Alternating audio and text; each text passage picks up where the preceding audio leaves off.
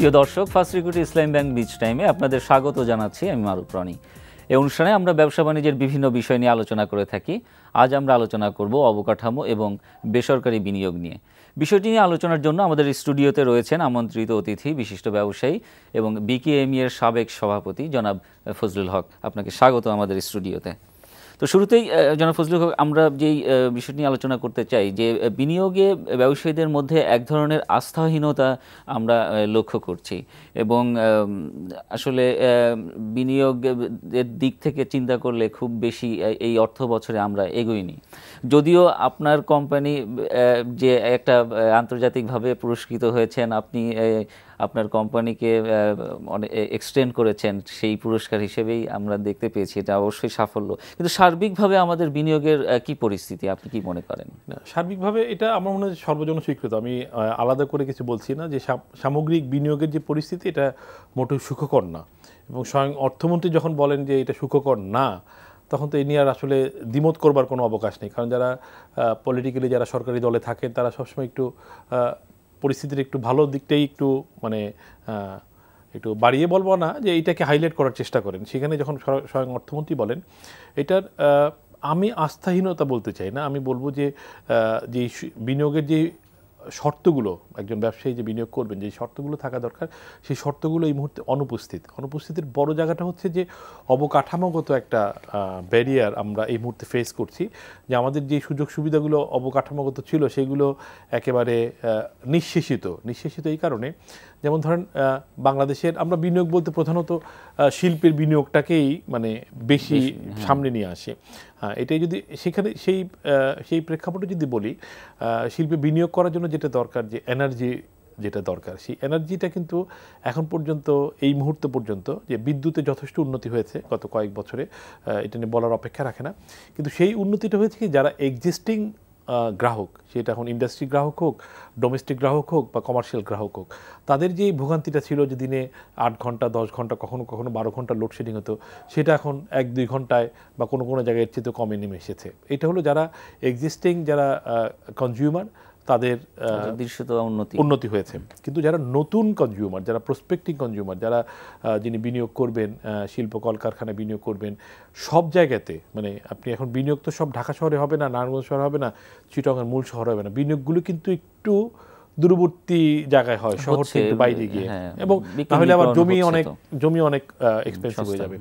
ওই সমস্ত জায়গাগুলোতে বিদ্যুৎ কিন্তু ঠিক এখনও যে আপনাকে গ্যারান্টেড সাপ্লাই, যে কালকেই পেয়ে যাবেন, আপনি কালকে কারখানা করলেই কালকে পেয়ে যাবেন, সেরকম অবস্থায় নাই, বিশেষ করে কমার্শিয়াল লাইনের ক্ষেত্রে। হ্যাঁ, ইন্ডাস্ট্রিয়াল এবং কমার্শিয়াল লাইনের ক্ষেত্রে। এবং যদি জ্বালানির অন্য যে রূপগুলো আছে, যেমন গ্যাসের যেই ব্যাপারটা, গ্যাস আমরা সবাই জানি যে গ্যাসের এক্সিস্টিং কাস্টমাররাই কিন্তু গ্যাস পাচ্ছে না। হ্যাঁ, এবং আমার শিল্প কারখানা যে এলাকাতে, সেই এলাকাতেই আমরা গত 1 মাস যাবৎ গ্যাসের প্রায় তীব্র সংকটে ভুগছি। তো এরকম একটা পরিস্থিতিতে নতুন কলকারখানা করাটা একটু ঝুঁকিপূর্ণ, বিশেষ করে যদি জ্বালানিটা না হয়, কারণ জ্বালানি হচ্ছে যে কোনো শিল্প কলকারখানার মূল চালিকা শক্তি। তো এই জায়গাটা, এবং স্ট্রাকচার জমি এইটাও এখন একটা বড় ধরনের চ্যালেঞ্জ একটা শিল্প কারখানা করার ক্ষেত্রে।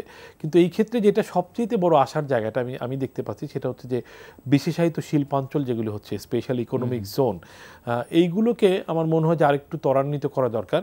এবং এই জায়গায় আমার কাছে একটা জিনিস মনে হয়েছে যে অনেকগুলো শিল্পাঞ্চল একসঙ্গে করার একটা উদ্যোগ নেওয়া হয়েছে।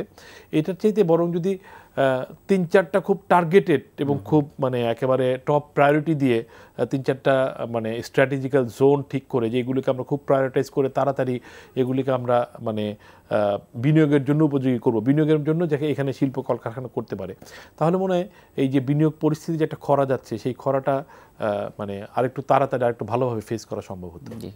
তো আপনি যে বিষয়টি মূলত বললেন যে বিদ্যুৎ আমাদের অবকাঠামোর উন্নয়নের কথা, তো সরকার বেশ কিছু পদক্ষেপও নিয়েছে, আমরা দেখেছি। বড় বিদ্যুৎ প্রকল্পগুলোও এখন পর্যন্ত প্রোডাকশনে না আসলেও শুরু করেছে।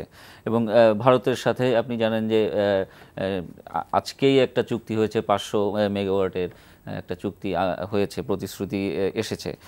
তো এইসবের আসলে ইম্প্যাক্ট কি? তাহলে আমরা তো এই ইম্প্যাক্টগুলো দেখছি না বিনিয়োগের ক্ষেত্রে। না, এইগুলোর ইম্প্যাক্ট আরেকটু সময় লাগবে। ইম্প্যাক্টটা সময় লাগবে এই কারণে, কারণ হচ্ছে যে ধরেন যে একজন যে বিনিয়োগকারী, হ্যাঁ, উনি 2 বছর পরে আমরা বিদ্যুৎ পাবো বা 2 বছর পরে এলএনজি আসবে, হ্যাঁ, ঠিক আমরা যে ভোগান্তিটা গত কয়েক বছর ভুগেছি বিদ্যুৎ এবং গ্যাস নিয়ে, ফলে আস্থার জায়গাটা ওইখানে আবার একটু আস্থাহীনতার হয়তো একটা জায়গা আছে যে 2 বছর পরে গিয়ে শিওর এলএনজি পাবো এবং সেই এলএনজির কস্ট কী হবে, বিদ্যুৎ পাবো সেই বিদ্যুতের কস্ট কী হবে, আমি যখন ইনভেস্ট করবো আমাকে তো একটা কস্ট মানে বেনিফিট অ্যানালাইসিস করতে হবে। হ্যাঁ, সো এই অ্যানালাইসিসের সময় আমি কিন্তু বিদ্যুতের দামটা ঠিক ধরতে পারছি না যে কত হবে এবং আদৌ শেষ পর্যন্ত গিয়ে পাবো কি না। কারণ আমাদের যারা বিনিয়োগকারী তাদের একটা তিক্ত অভিজ্ঞতা আছে যে গ্যাসের উপর নির্ভর করে তারা অনেকেই শিল্প কারখানা গড়ে তুলেছেন, কিন্তু যখন শিল্প কারখানাগুলো প্রস্তুত হয়েছে চালু করবার জন্য ওই মুহূর্তে তারা গিয়ে গ্যাস পাননি। এখনও বোধহয় ওইরকম কিছু কলকারখানা আছে যারা গ্যাসের অভাবে এখনও, এবং তারা কিন্তু গ্যাস কর্তৃপক্ষ তাদেরকে ডিমান্ড নোটও দিয়ে দিয়েছে, হ্যাঁ, টাকা দিয়েছে, ডিমান্ড নোট জারি করেছে, টাকা দিয়েছে, সংযোগের অপেক্ষায় বসে আছে। তো এইরকম একটা পরিস্থিতিতে আমার মনে হয় যারা পলিসি মেকার আছেন এবং যারা এই জ্বালানি নিয়ে যারা মানে মূল যারা মানে কর্তৃত্বে আছেন, তাদের মনে হয় যে আরেকটু পরিষ্কার করে যদি তারা বিনিয়োগকারীদের কাছে মেসেজটা দিতে পারেন যে ঠিক কবে থেকে আসবে আপনারা এইভাবে তারা যদি একটা পরিষ্কার গাইডলাইন দেয়। হ্যাঁ, এখনও তারা গাইডলাইন দিচ্ছে, কিন্তু আমার মনে হয় যে একটু বিচ্ছিন্ন। এটাকে যদি আরেকটু স্ট্রাকচার ওয়েতে আরেকটু কনফিডেন্স নিয়ে যদি তারা গাইডলাইন দিতে পারেন, যেটা বিনিয়োগকারীদের আস্থা অর্জন করতে পারেন তারা, তাহলে মনে হয় করে যে বিনিয়োগকারীরাও কিন্তু বিনিয়োগের প্ল্যান করতে পারে। কারণ এটাও ঠিক যে গ্যাস 1.5 বছর 2 বছর পরে যদি আসে, বিদ্যুতের পরিস্থিতি যদি এরকম হয় যে 2 বছর পরে তারা চাহিদা মাত্রই দিতে পারে, তাহলে কিন্তু বিনিয়োগ এখন থেকেই শুরু হবে। কারণ একটা বিনিয়োগও কিন্তু একটা কারখানাও কিন্তু আজকে বললেই কালকে রেডি হবে না, তারও কিন্তু 1.5 বছর 2 বছর কোনো কোনো ক্ষেত্রে 3 বছর সময় লাগতে পারে। সো ওইটা আমি মনে করি যারা এই পলিসি মেকার আছেন বা যারা এই গ্যাস বিদ্যুৎ নিয়ে যারা সরকার উচ্চ পর্যায়ে আছেন, তারা আমার মনে হয় যে আরেকটু পরিষ্কার মেসেজ আমাদেরকে দিতে পারেন, আমাদেরকে আস্থায় নিয়ে আমাদের সঙ্গে বৈঠক করে যারা বিনিয়োগকারী আছেন, সম্ভব বিনিয়োগকারী আছেন, তাদেরকে আস্থায় নিয়ে আরেকটা ভালো মেসেজ দিয়ে এটা সুন্দর পরিকল্পনা করা যেতে পারে এই বিনিয়োগ খরা কাটানোর জন্য। আচ্ছা, বিদ্যুতের কস্ট নিয়ে আপনারা কি ধরনের সমস্যার সম্মুখীন হন? আমরা অনেক সময় আপনাদের কাছ থেকে শুনতে পাই যে বিদ্যুতের দাম আসলে অনেক বেশি একটা, তো সেই বিষয়টি নিয়ে আপনার পর্যালোচনাটা কি? এখন ধরেন যে এইটা নিয়ে অনেক রকম বিতর্ক আছে যে বিদ্যুতের দাম বেশি, কত বেশি সেটা একটা বিষয়। যে আমরা এই বেশির ব্যাপারটা হচ্ছে কি, আমরা যখন নিরবিচ্ছিন্ন বিদ্যুৎ পাবো, কোয়ালিটি বিদ্যুৎ পাবো, যেই বিদ্যুৎটা পাচ্ছি সেই বিদ্যুতের কোয়ালিটিও কোনো ভোল্টেজের আপ ডাউন হবে না, আমার মেশিন নষ্ট করবে না, যেগুলো বাংলাদেশের বিদ্যুতের কোয়ালিটির ক্ষেত্রে এই সমস্যাটা রয়ে গেছে। তো ওই রকম যখন পরিস্থিতি হবে, তখন আমাদের টোটাল প্রোডাকশন কস্টের একটা খুব বড় অংশ না হলেও দুঃখিত, একটা ভালো অংশ কিন্তু আমাদের এই জ্বালানি খাতে যায়। তো বিদ্যুতের এখন পর্যন্ত যেই দাম আছে সেইটা সহনীয় বলবো আমি বলবো না যে অসহনীয়। গ্যাসের দামও যেরকম বারবার কথা ছিল শিল্প কারখানা শেষ পর্যন্ত সেরকম বাড়ায়নি, সেটা একটা সুসংবাদ। কিন্তু আমাদেরকে যে প্রজেকশনটা দেয়া হচ্ছে এলএনজি আমদানি করা, সেইটা কিন্তু অল অফ এ সাডেন যেই রকম দাম বেড়ে যাবে, এবং আমরা যখন বিদ্যুতের দাম অন্য দেশের বিদ্যুতের দামের সঙ্গে তুলনা করা হয়, কিন্তু আপনি একে যখন তুলনা করবেন অন্য একটা দেশের সঙ্গে, তখন কিন্তু শুধু বিদ্যুতের দামের সঙ্গে বিদ্যুতের দাম তুলনা করলে হবে না, অন্যান্য দেশের কস্ট অফ ডুইং বিজনেসের যে আদার ফ্যাক্টরগুলো আছে সেগুলো সব কিছু মিলিয়ে যদি আপনি করেন, তখন কিন্তু আমরা অনেক এক্সপেন্সিভ হয়ে যাই। সো আমাদের এক্সপেন্স কমানোর জন্য অনেকগুলো জায়গায় কাজ করতে হয়, জ্বালানি খাত তার ভিতরে একটা অন্যতম প্রধান। সো আমি মনে করি যে এই বিনিয়োগ পরিস্থিতি এবং রপ্তানির এক ধরনের নিম্ন গতি কিন্তু আছে, এবং আমাদের অর্থনীতির আজকে যে একটা উজ্জ্বল অবস্থা, আমরা যে একটা শক্ত অবস্থানে আছি, এর পিছনে কিন্তু বাংলাদেশের রপ্তানি খাতের একটা বিশাল ভূমিকা আছে। সো এই খাতটাকে কোনোভাবেই মানে হালকাভাবে দেখার কোনো উপায় নেই, এবং রপ্তানি কিন্তু গত কয়েক মাসে প্রবৃদ্ধি আছে, কিন্তু সেই প্রবৃদ্ধিটা কিন্তু আমাদের যে কাঙ্ক্ষিত প্রবৃদ্ধি তার প্রায় অর্ধেক, মানে প্রবৃদ্ধি আমাদের কাঙ্ক্ষিত অর্ধেক, রপ্তানি অর্ধেক না কিন্তু। সো এরকম একটা মানে একটু সেই কি অবস্থায় আমার মনে হয় যে যারা পলিসি মেকার আছেন তাদেরকে আরেকটু পজিটিভলি চিন্তা করা উচিত, যাতে অবশ্যই ইন্ডাস্ট্রি সাপোর্ট করার জন্য।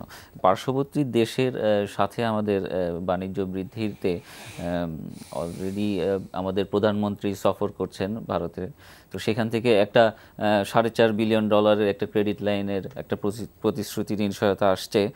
সেই সাথে আমরা যদি বলি যে আমাদের দুই দেশের মধ্যে কানেক্টিভিটি জোরদারে চেষ্টা করা হচ্ছে দীর্ঘদিন ধরে। তো আপনারা ব্যবসায়িকরা আসলে কি ধরনের দৃষ্টিকোণ থেকে দেখছেন, এটি আমাদের অর্থনৈতিক অগ্রগতিতে কতটা সহায়ক হবে বলে আপনি মনে করেন? কানেক্টিভিটির কথা যদি আসি, আমি যদি প্রথম কানেক্টিভিটির কথা আসি, পরে আমি ক্রেডিট লাইনের কথা বলি। কানেক্টিভিটি এটা একটা গ্লোবাল একটা মানে ডিমান্ড, যে এখন সারা বিশ্বেই মানে কত ছোট করে নিয়ে আসতে পারেন পৃথিবীকে আপনি। সো আপনি পার্শ্ববর্তী দেশের সঙ্গে আপনার কানেক্টিভিটি বেটার হবে, এটা খুবই একটা কাঙ্ক্ষিত বিষয়। কিন্তু আমরা যখন কানেক্টিভিটির কথা বলবো তখন আমার বেনিফিটটাও দেখতে হবে, যে কানেক্টিভিটির কারণে আসলে বেনিফিটেড কে হচ্ছে। এখন পর্যন্ত যে সমস্ত কানেক্টিভিটির কথা বলা হচ্ছে সেখান থেকে বাংলাদেশের বাণিজ্য বৃদ্ধির ক্ষেত্রে খুব বেশি বেনিফিটেড হওয়ার কিন্তু কোনো আমি কারণ দেখছি না। যেমন ধরেন মংলা বন্দরকে ব্যবহার করা, এটা কিন্তু একটা সুবিধা হচ্ছে যে আমরা মংলা বন্দরে বিনিয়োগ করব, মংলা বন্দর যদি পার্শ্ববর্তী দেশ ব্যবহার করে বেনিফিটেড হয়, মংলা বন্দর থেকে আমরা একটা বড় ধরনের রাজস্ব আয় করতে পারবো। এবং ভারত বাংলাদেশের উপর দিয়ে বিভিন্ন সময় যে ট্রানজিট নিচ্ছে সেটাতেও যদি আমরা রাজস্ব আদায় করতে পারি সেটাও বেনিফিট। কিন্তু সেই রাজস্বের হারটা আমাদের রাস্তার উপর যে চাপ পড়ছে, যে আমাদের যে রাস্তা উন্নয়নের ক্ষেত্রে যেই খরচ হবে এবং এর জন্য যে ট্রাফিক জ্যাম বা রাস্তার উপর যে বাড়তি মানে প্রেশার আসবে, সেইটার যদি একটা আমরা ফিনান্সিয়াল কস্ট ক্যালকুলেট করি, সেই ক্যালকুলেশনটা এখানে থাকা দরকার। আর আপনি যখন কানেক্টিভিটির কথা বলবেন, আমাদেরও কিন্তু কিছু কানেক্টিভিটি যদি আমরা বেনিফিট হতে পারি, যেমন আমরা নেপালে যেতে পারি যদি ভারত আমাদেরকে একটা ভালো করিডোর দেয়, আমরা ভুটানে যেতে পারি যদি ভারত আমাদেরকে করিডোর দেয়। এবং সেই ক্ষেত্রে আমাদের মনে হয় যারা পলিসি মেকিংয়ে নেগোসিয়েশনের দায়িত্বে আছেন তাদের এই জিনিসটা একটু বিশেষভাবে খেয়াল রাখা দরকার, যে কানেক্টিভিটি অবশ্যই দরকার, কিন্তু এটার জন্য যেন আমরা সমভাবে বেনিফিটেড হতে পারি। এবং আরেকটা বিষয় আপনার দেখা দরকার যে বাংলাদেশের সঙ্গে ভারতের যে বাণিজ্যের বা মানে ভারসাম্য, যে বাণিজ্যের ভারসাম্য, সেইটা মানে গ্যাপটা অনেক, ভারতের অনুকূলে মানে গ্যাপটা অনেক।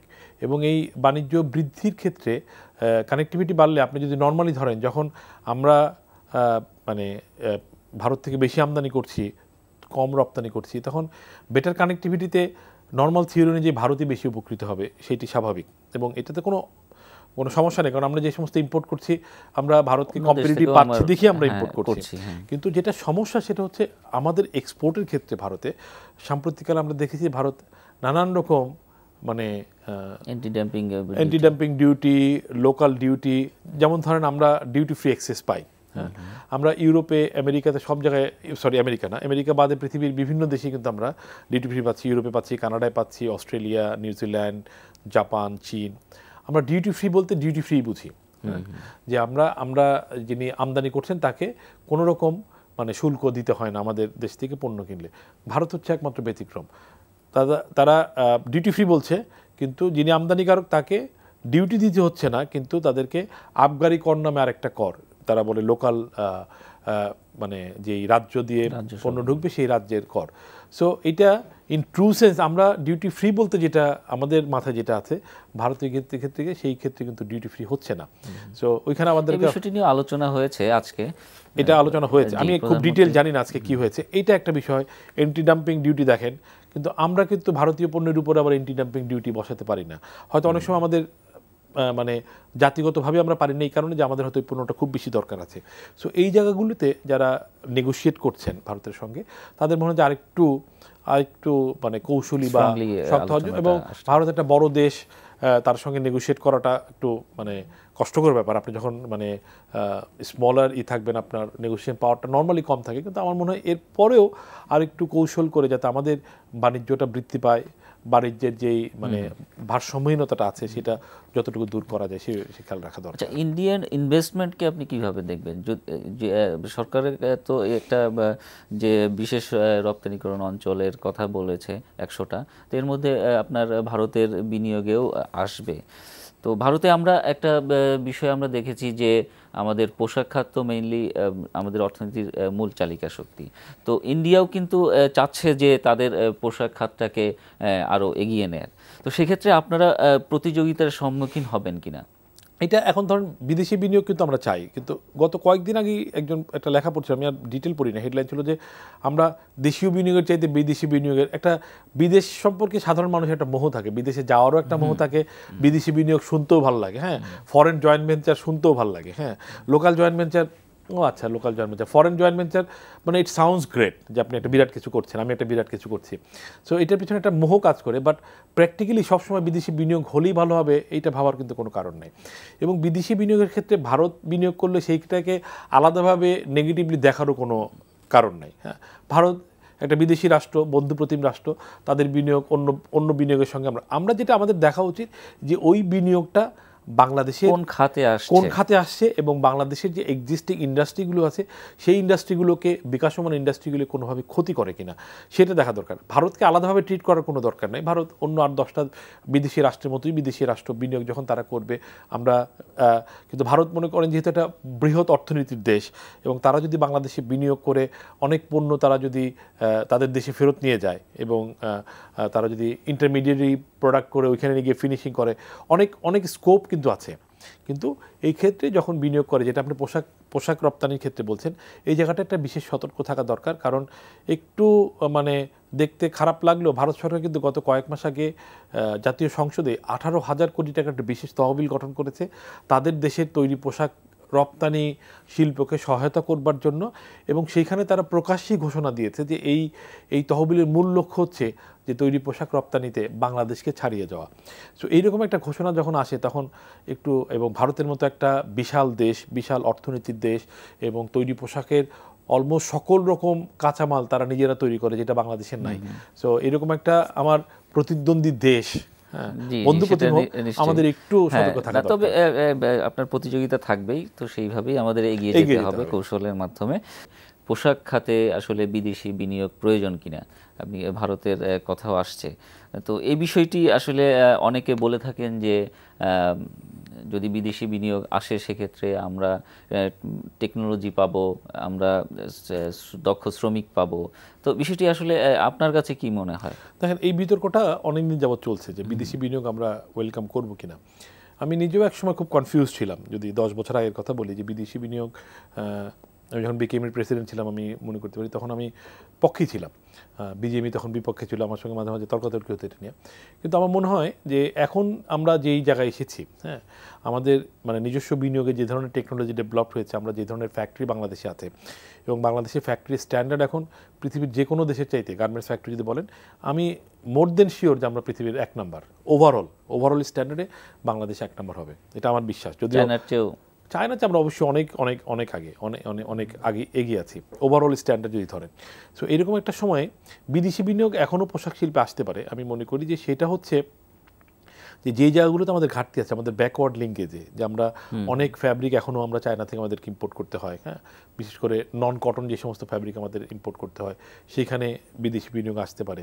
যদি আমাদের যে মেশিনারিজ, সেই গার্মেন্টস মেশিনারিজ, সেটার একটা বিদেশি বিনিয়োগ হতে পারে, যে গার্মেন্টস মেশিন এখানে উৎপাদন হচ্ছে। সো গার্মেন্টস রিলেটেড অনেক ইনভেস্টমেন্ট, যেটা আমাদেরকে কোনো রকম হুমকির মুখে না দিয়েও কিন্তু আমরা বিলিয়ন ডলারের ইনভেস্টমেন্ট আনতে পারি। তো ওই জায়গাটা আমি বলছিলাম যে পলিসি মেকার যারা আছেন, যারা বিদেশি বিনিয়োগ, সেটা ভারতীয় হোক বা অন্য দেশ থেকে, যে দেশ থেকে আমি এটাকে কোনো রকম ডিসক্রিমিনেট করতে চাই না, কোনটা ভারতের, কোনটা কোরিয়ার, কোনটা জাপানের, কোনটা আমেরিকার। অল বিদেশি বিনিয়োগ মানে বিদেশি বিনিয়োগ, হ্যাঁ, তাদের একরকম স্বার্থ, আমাদের একরকম স্বার্থ। সো এই জায়গাতে যে আমাদের স্বার্থের কোনো রকম মানে ক্ষতি না করে বা আমাদেরকে কোনো রকম মানে ডেঞ্জার পজিশনে ঠেলে না দিও, এখনও অনেক মানে শত বিলিয়ন ডলার মানে বিনিয়োগ গার্মেন্টস সেক্টরে আনা সম্ভব। সো এই জায়গাটা যদি মানে এইভাবে জিনিসটা ম্যানেজ করা হয়, আমি মনে করি it's a real win situation হবে। বিনিয়োগকারীরাও উপকৃত হবেন, আমাদের ইন্ডাস্ট্রি উপকৃত হবে। আচ্ছা, আমরা আমাদের যেই ইন্ডাস্ট্রি রয়েছে পোশাক খাতে, তো এই যে হাই ভ্যালুড প্রোডাক্ট তৈরির ক্ষেত্রে আমরা কতটুকু এগিয়েছি? আমার মনে হয় যে আমরা যথেষ্ট এগিয়ে গেছি হাই ভ্যালু প্রোডাক্টের দিকে। এই ক্ষেত্রে একটা হচ্ছে কি, যে যারা বায়ার আছেন তাদের দৃষ্টিভঙ্গিটা অনেক ইম্পর্টেন্ট। আসলে তারাই কিন্তু অনেক সময় মার্কেটটাকে মানে ডিটারমাইন করেন কি করবেন। এখন আপনি যদি ধরেন যে যারা মেজর প্লেয়ার আছে গার্মেন্টস এক্সপোর্টের, বাংলাদেশ, চায়না তো মানে giant, Bangladesh, Vietnam, Indonesia, Turkey, India, even কোরিয়াও আছে। হ্যাঁ, কোরিয়াও তো প্রচুর এখনও কাপড় চোপড় তৈরি হয়, ইন্দোনেশিয়া আছে, লাওস আছে। তো এইখানে বায়ার একটা বিভিন্ন রকম সেগমেন্ট করে। তারা এখনও চায়নার একটা খুব হাই ভ্যালু প্রোডাক্ট, চায়না যেহেতু এক্সপেন্সিভ হয়ে গেছে, তারা হাই ভ্যালু প্রোডাক্টটা এখনও চায়নায় রাখতে যাচ্ছে। কারণ তারা কখনোই সমস্ত ইম্পোর্ট, তাদের দৃষ্টিকোণে সমস্ত ইম্পোর্ট তারা একটা দেশে নিয়ে আসবে না। তারাও মানে রিস্ক মানে ডিস্ট্রিবিউট করার জন্য আমি অন্য অন্য জায়গায় যেতে পারি, তারা এক ধরনের প্রোডাক্ট বাংলাদেশে করবে, এই প্রোডাক্ট মিক্সটা তারা রাখবে। আপনি হলো তাই করতেন, আমি হলো তাই করতাম, তারা এক দেশেই সমস্ত ইম্পোর্টকে তারা বেস করবে না। ফলে ওই জায়গাতে বাংলাদেশ কিন্তু যথেষ্ট এগিয়ে গেছে। কিন্তু শুধু হাই ভ্যালু প্রোডাক্টে বাংলাদেশে যেহেতু মানে যেইভাবে বাংলাদেশের ইন্ডাস্ট্রিটা গ্রো করেছে, ভলিউম মানে অর্ডার বেস একটা ইন্ডাস্ট্রি হয়ে গেছে, তো সেই জায়গা থেকে বাংলাদেশ কিন্তু এখন পাশাপাশি অনেক হাই ভ্যালু প্রোডাক্ট করছে। কিন্তু সেই পরিমাণটা এখনও খুব বিশাল না। কিন্তু আমরা একদম বেসিক থেকে আমরা যদি মিডিয়াম ভ্যালু রেঞ্জ যেটা, সেটা কিন্তু আমরা এখন ডমিনেট করছি একদম সস্তাটার সঙ্গে। মিডিয়াম প্রাইস রেঞ্জের একদম হাই ভ্যালু যেটা বলেন, সেটার কোয়ান্টিটিও কিন্তু কম। সেটা কিন্তু আবার ধরেন যে একটা বেসিক প্রোডাক্ট যদি একটা বায়ার 1 মিলিয়ন পিস কিনে, ওই হাই ভ্যালু প্রোডাক্ট বলতে যেটা, সেটা সে 10,000 পিস কিনবে কিনা সন্দেহ আছে। সো ওইটা দিয়ে বাংলাদেশের ইন্ডাস্ট্রি আবার ঠিক ফিট ইন হয় না অনেক সময়। সো ওইটা কিন্তু এখনও দেখবেন যে চায়নার একটা অংশ করছে, কোরিয়া করছে, ইউরোপের পূর্ব ইউরোপীয় অনেক দেশ করছে, ইভেন জাপানেও তাদের অনেক হাই ভ্যালু প্রোডাক্ট জাপানে হচ্ছে। যে ব্রাইডাল গাউন যদি আপনি ধরেন, হ্যাঁ, ওইটা কিন্তু জাপানেও গিয়ে দেখবেন তারা নিজেরাই তৈরি করছে, কারণ ওইটার মার্কেট বছরে কয়েক হাজার বিক্রি হয়। সো ওইটা করে বাংলাদেশে ঠিক পোষাবেও না। সো একটা আমি মনে করি যে আমরা যেভাবে আগাচ্ছি, ইট ইজ রাইট ওয়েতে আপনারা রাইট ওয়েতে, we are in right track. তো আরেকটি খুব সম্প্রতি যে আমি যে রপ্তানির যে ফিগারটা সেটা যদি পর্যালোচনা করি, তো তাতে দেখি যে আমাদের প্রবৃদ্ধি মানে হঠাৎ করেই বেশ কম, 2.5%-এর মতো প্রবৃদ্ধি আমাদের রয়েছে এখন পর্যন্ত। আমাদের টার্গেট তো আরও অনেক বেশি। তো এটির আসলে কারণটা কি, এবং এটা থেকে আপনি আরেকটু যদি বলেন যে আগামী বাজেটে আমরা কি ধরনের সাপোর্ট এই সেক্টরটাকে দিতে পারি, যেহেতু আপনি ভারতের কথা উল্লেখ করলেন, ভারতের ইন্ডাস্ট্রি গ্রো করার জন্য প্রায় 18,000 কোটি টাকার একটা প্রণোদনা দিয়েছে, এবং তারা কিন্তু আপনার ইনভেস্টমেন্টের জন্যে তাদের যে মূলধনী যন্ত্রপাতির উপরেও তারা এক ধরনের ভর্তুকি দিয়ে যাচ্ছে। তো আপনার কি ধরনের প্রত্যাশা আমাদের এই আগামী বাজেটকে ঘিরে? প্রথমত যে এই যে প্রবৃদ্ধির আমি শুরুতেই বলছিলাম যে প্রবৃদ্ধি কিন্তু অর্ধেক হয়ে গেছে, প্রবৃদ্ধিটা অর্ধেক হয়ে গেছে, রপ্তানি না। সো প্রবৃদ্ধি অর্ধেক হয়েছে, এটা আমাদের জন্য মোটো সুখকর না। এবং আগামী 5-6 মাসে এই প্রবৃদ্ধির ধারা পরিবর্তন হবে আমি ঠিক ওইটা মনে করছি না। আমার কাছে ট্রেন্ডটা আগামী 5-6 মাসে মানে এই অর্থ বছরের বাকি সময়টা একই রকম ট্রেন্ডেই চলবে বলে আমার ধারণা। যদি কমে যায় তাতেও কোনো অবাক হওয়ার কিছু থাকবে না। তো এইটা আমার মনে হয় যে গ্লোবাল একটা সিচুয়েশনে এটার জন্য মূলত আমাদের ইন্টারনাল ইস্যুর চাইতে এক্সটার্নাল ইস্যুটা বেশি দায়ী আমার কাছে মনে হচ্ছে। দুইটা বড় ইস্যু, আপনি ধরেন ব্রেক্সিটের কারণে পাউন্ডের দাম কমে গেছে, এবং এক ধরনের স্পেকুলেশন আছে পাউন্ডের দাম একটু কি হবে না হবে, সবাই একটু ভয়ের ভিতরে আছে। সো ইউকে আমাদের একটা মানে আমাদের 3rd লার্জেস্ট ডেস্টিনেশন এক্সপোর্টের। সো ওইখানে বায়াররা একটু শেকি, তারা কিভাবে কিনবে। পুরো ইউরোজোনেও কিন্তু শরণার্থী সমস্যা, নানান রকম সমস্যা, এবং আগামী দিনে ইলেকশন আছে, জার্মানিতে ইলেকশন আছে, জার্মানি ইউরোপের সবচেয়ে বড় আমদানিকারক দেশ বাংলাদেশের।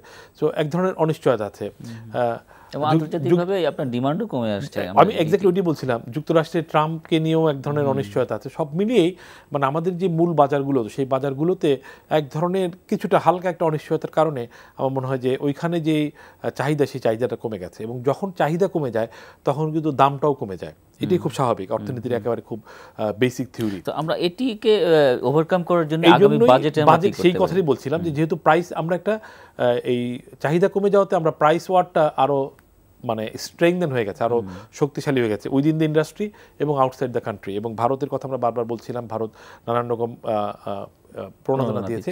আমাদেরও মনে হয় যে সরকারের উচিত বাজেট ঘোষণার আগেই, এখনই এটা রাইট সময় যে যারা বিজিএমই, বিকেএমই সহ অন্যান্য যারা থিঙ্ক ট্যাঙ্ক যারা আছে তাদেরকে নিয়ে বসে, যে এই মুহূর্তে আমি একেবারে এক কথায় বলে দিলাম যেটা কিন্তু আমাদের মনে হয় যে আমাদের যে সহায়তা, সরকারের যে সহায়তাগুলো, যে সরকারের যে আর্থিক প্রণোদনা আছে, আমাদের যে ডিউটি স্ট্রাকচার আছে, ইনকাম ট্যাক্স আছে, এগুলো মিলিয়ে সরকার কিভাবে ইন্ডাস্ট্রিকে আরেকটু মানে ব্রিদিং স্পেস দিতে পারে, যেখানে আমরা আমাদের আন্তর্জাতিক যারা আমাদের প্রতিদ্বন্দ্বী আছেন তাদের সঙ্গে আরও শক্তভাবে প্রতিদ্বন্দ্বিতায় টিকে থাকতে পারি, এবং আমাদের যে গ্রোথ, সেই গ্রোথটাকে আরও মানে এগিয়ে নিয়ে যেতে। নিশ্চয়ই, আসলে একটা পলিসি এখন অবশ্যই দরকার। হ্যাঁ, তো আমরা আসলে অনুষ্ঠানে একেবারে শেষ পর্যায়ে চলে এসেছি। আপনাকে আবারও অসংখ্য ধন্যবাদ আমাদের স্টুডিওতে আসার জন্য। আপনাকে ধন্যবাদ।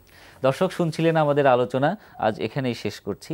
আর আমাদের এই অনুষ্ঠান পুনরায় দেখতে ভিজিট করুন এনটিভি অনলাইন www.ntvbd.com এই ঠিকানায়। সবাই ভালো থাকুন, সুস্থ থাকুন। ধন্যবাদ সবাইকে।